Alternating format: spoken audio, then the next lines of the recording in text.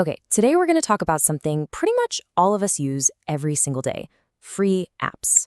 Our goal is really simple. It's just to help you understand a little more about how they work so you can stay aware and, stay safe online. This isn't about creating fear, it's just about being informed. You've seen this before, right? Promises like these. And let's be honest, who doesn't love free? An app that can help you out, or keep you entertained, or connect you with friends, and it doesn't cost a dime? It sounds like a perfect deal. But that leads to a really important question. If a company is spending all this time and money to build and maintain something, but they're not charging you for it, how do they keep the lights on? How exactly are they earning? Let's take a look. Well, it turns out there is a transaction happening. It's just not one that involves your bank account or your credit card. It's a kind of hidden exchange, and it's a business model that pretty much powers a huge part of the internet. And this, right here, is the core of that transaction. It's a simple trade. You get a free app or service, and in return, the company gets something that's become incredibly valuable: your personal data. In a way, you're not the customer, your data is the product being sold. And this is the part of the deal that isn't exactly advertised in big, bold letters. While you're enjoying the app, some of them are quietly gathering information about you, right in the background. So, what kind of data are we talking about here?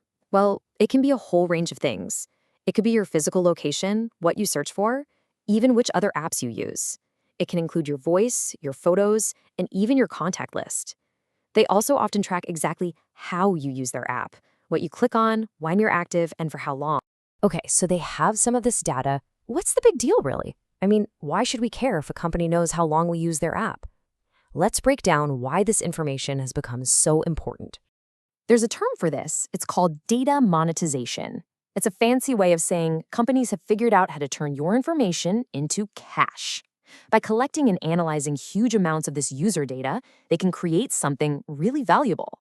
So, how do they do it? Well, it usually happens in one of three ways. First, and most common, your data is used to show you ads that are targeted directly at you.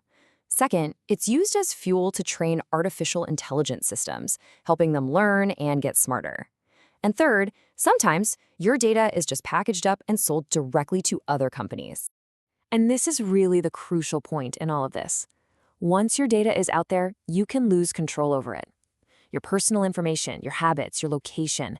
It can become a product that's bought and sold, often in ways you'd never expect or agree to. Now, I know that can sound a little concerning, but here's the good news. You are not powerless here, not at all. There are actually some very simple, practical steps you can take to protect your privacy and start taking back control. Let's just walk through these 4 steps together. First, if you have the choice, an app that works offline is often a safer bet. Second, before you hit that install button, just take a few seconds to read the permissions it's asking for. Ask yourself, does this calculator app really need access to my contacts?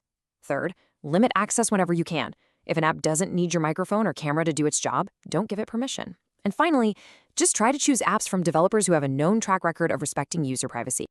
The core principle, the one to remember above all else, is this one. Always stop, think, and verify. Just that small pause before you click can make all the difference. So from now on, here's a simple question to keep in the back of your mind.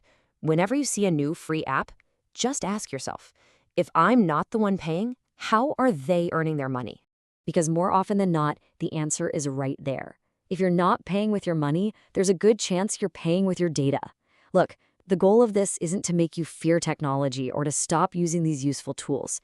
It's just about using them with your eyes open. Being informed is what keeps you safe. Awareness really is a form of protection.